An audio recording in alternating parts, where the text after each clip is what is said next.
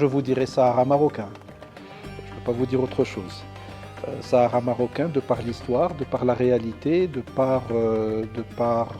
dirais, de par les aspects juridiques.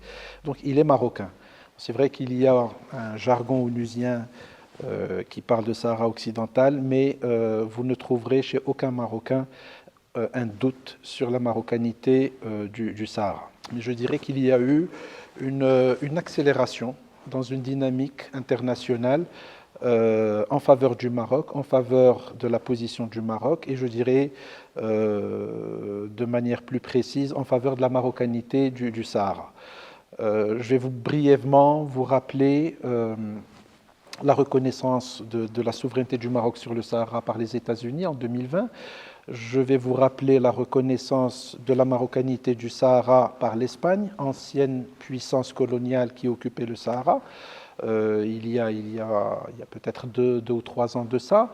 Il y a eu la reconnaissance par la France l'année dernière, à l'occasion de la visite du président Macron au Maroc, mais positions qui avaient été exprimées par le président Sa Majesté le Roi auparavant.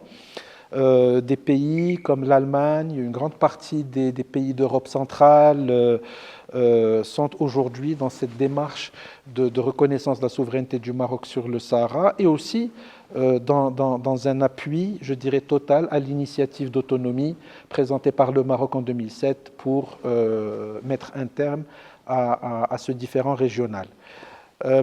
Là, pas plus tard que ces 2 dernières semaines, cette dynamique s'est encore accélérée. Le Kenya a changé de position par rapport à la question du Sahara marocain, donc en appuyant l'initiative d'autonomie et par conséquent donc reconnaissant la marocanité du Sahara. Le Salvador, il y a quelques jours, à l'occasion de l'investiture du président de ce pays, en présence de notre ministre des Affaires étrangères. Et puis, écoutez, hier, le Royaume-Uni, qui s'est prononcé clairement sur l'initiative d'autonomie pour le Sahara et à laquelle il a apporté un appui, je dirais, qui ne souffre aucun doute. Je pense que ce sont des évolutions qui sont très très importantes. Ce sont aussi, je dirais, des reconnaissances de la souveraineté du Maroc sur le Sahara qui viennent donc s'accumuler et qui prouvent une chose, c'est la justesse de la cause marocaine, la justesse de cette cause que nous défendons toujours.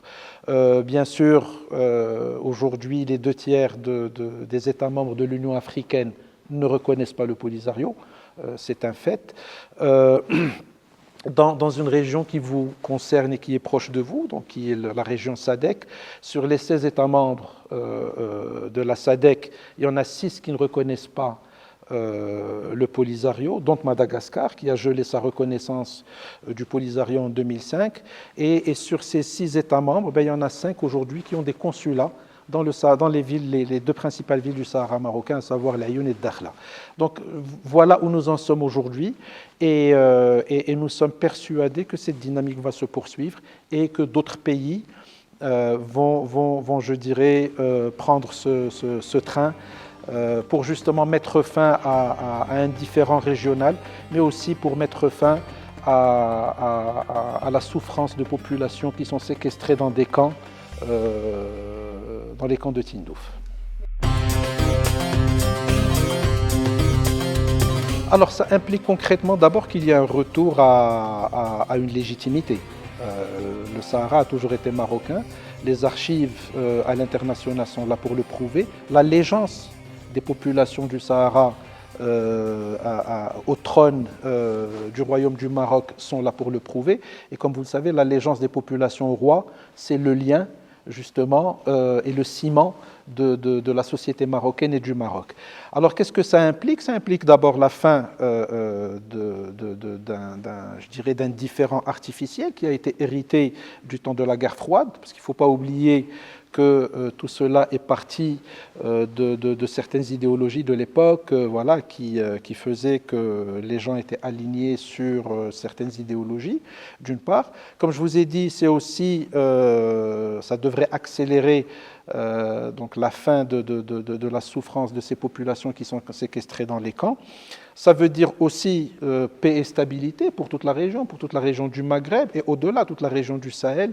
Et on sait aujourd'hui quels sont les problèmes dans cette région et sur lesquels le Maroc se positionne comme acteur justement pour apporter paix et stabilité pour la région, mais aussi prospérité pour ces États-là à travers plusieurs initiatives, dont l'initiative atlantique, donc cette initiative lancée par Sa Majesté le roi Mohammed VI, qui donne accès aux pays du Sahel, à l'Atlantique, justement pour pouvoir s'ouvrir sur le reste du monde. Donc parmi les choses que ça implique aussi, je dirais, la poursuite du développement des provinces du sud du Maroc, qui sont aujourd'hui vraiment un modèle en matière de développement. Et tous ces pays qui retirent leur reconnaissance au Polisario, qui reconnaissent la marocanité du Sahara, donc viennent s'installer, leurs entreprises viennent s'installer dans le Sahara, investissent au Sahara. On parlait du Royaume-Uni hier. Le Royaume-Uni hier, à la fin de la rencontre entre les deux ministres des Affaires étrangères, je dirais, ça s'est conclu sur un investissement de 5 milliards de livres sterling d'investissement à des projets au Maroc, y compris dans cette région. Donc voilà ce que ça implique. Donc prospérité économique, bien sûr, pour le Maroc, naturellement, et pour les investisseurs étrangers qui viennent s'installer chez nous, mais aussi la sécurité donc, au Maroc, mais dans toute la région. Je dirais, du Sahel, vu je dirais, les nombreux trafics, les nombreux... Voilà. Donc c'est surtout ça, ces éléments. Et encore une fois, et surtout et le plus important, c'est la légitimité. Le retour à une légitimité historique qui nous a été, je dirais, volée, mais qui commence à s'effriter parce qu'encore une fois, les réalités sont là pour le prouver. Comme je vous ai expliqué, comme je le disais tout à l'heure, c'est une question majeure, c'est une question nationale, c'est la cause nationale. Et ce que ça représente, et d'ailleurs Sa Majesté l'avait dit dans un de ses discours, c'est que le Maroc aujourd'hui voit ses relations avec les autres pays du monde à travers le prisme de la question du Sahara. C'est-à-dire que toutes nos relations aujourd'hui avec les autres pays sont basées sur les positions. Alors, on est avec le Maroc, mais les zones grises, on ne sait pas trop, ne sont plus, je dirais, de mise aujourd'hui et ne sont plus acceptables. Tout cela parce que le Maroc, comme je vous ai dit, est un pays engagé auprès de ses amis.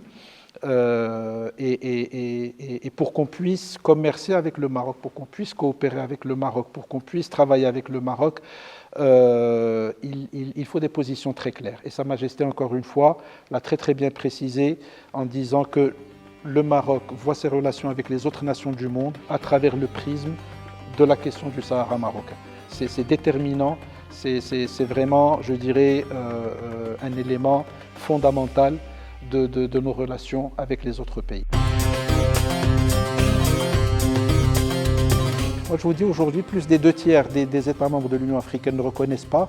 Voilà, donc le travail continue pour qu'on arrive vraiment au maximum. Alors, il y en aura toujours qui croient au rêve de... Voilà. Mais je dirais que voilà, il y a ce travail qui est fait et nous sommes persuadés que d'autres pays suivront le pas et suivront la dynamique à l'international qui de toutes les manières ne peut pas s'arrêter aujourd'hui parce que le monde est à la recherche de paix, de coopération, de commerce, d'investissement plutôt que de conflits idéologiques voilà, qui sont dépassés depuis plusieurs décennies maintenant.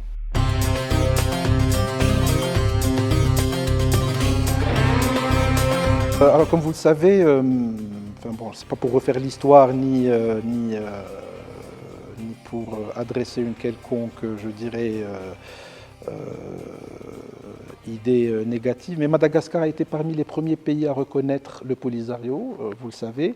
Le Polisario avait une ambassade à Antananarive, enfin, c'est de notoriété publique, ce n'est pas un scoop que je vous dévoile, et ça a toujours été comme ça, sachant bien sûr que les relations du Maroc avec Madagascar remonte à plus loin que cela. Elle remonte à l'époque où donc toute la famille royale avait été exilée à Antsirabé, ce qui a créé un lien, je ne sais pas si je vous dis un lien très fort suffit à décrire je dirais cette relation qui s'est mise en place entre les deux pays. Donc les relations entre Maroc et Madagascar ne datent pas, je dirais, de 1980. Elles remontent à plus loin. Bon, c'est vrai qu'il y a eu cette phase où, à une époque, encore une fois, où l'idéologie était présente et où Madagascar a été l'un des premiers, sinon le premier pays à reconnaître et à ouvrir une ambassade du Polisario ici. Voilà, donc la situation a perduré pendant un certain temps et en 2005, à l'occasion d'une visite officielle au Maroc, le président Marc Ravalomanane, quand il a rencontré Sa Majesté, donc lui a fait part donc de la décision de Madagascar de geler sa reconnaissance du Polisario, position d'ailleurs qui a été notifiée aux Nations Unies, donc pour la verrouiller une fois pour toutes, et aux instances africaines également, pour que la position de Madagascar devienne, je dirais, officielle et reconnue. Donc, à partir de là, bien sûr, beaucoup de choses se sont passées. Donc, l'ouverture de l'ambassade du Maroc ici, à Antananarive, en 2006, sachant que nous avons des relations diplomatiques depuis 1994, mais nous n'avions pas de représentation diplomatique. Sa Majesté est venue en 2016. Plusieurs accords ont été signés. Nous avons une coopération excellente sur beaucoup de choses. Le cadre juridique s'est encore renforcé en 2019 à l'occasion de la première réunion de la commission mixte Maroc-Madagascar. Voilà, donc il y a un travail qui s'est fait depuis, qui continue à se faire d'ailleurs, parce que bon, c'est là aussi il y a une dynamique donc qui continue avec les étudiants, avec ceci, avec cela. Et puis la décision d'ouvrir une ambassade de Madagascar au Maroc remonte quand même à pas très loin, mais bon, remonte à 2-3 ans peut-être. Donc le temps de mettre toutes les choses en place, etc. Et on a eu l'ouverture l'année dernière. Donc Madame la ministre des Affaires étrangères était au Maroc. Elle a procédé à l'inauguration avec son homologue marocain, Monsieur Nasser Bourita. Et donc un ambassadeur a été nommé. Il est sur place et nous voyons qu'il est très actif. Alors c'est très très important aussi parce que l'ambassade du Maroc à Madagascar donc fait un travail et je pense que de l'autre côté à Rabat, votre ambassade a aussi la possibilité de trouver ses canaux, de faire passer ses messages, de favoriser un certain nombre de choses. Je pense que l'une des actions dont je peux vous parler aujourd'hui, c'est que lors d'une réunion entre l'ambassadeur et notre ministre du Tourisme, voilà, il a été décidé de faire du Maroc l'invité d'honneur de la Foire internationale du tourisme. Donc voilà, tout ça pour vous dire que des ambassades, ça sert toujours à quelque chose et ça sert certainement à faire de belles choses entre deux pays.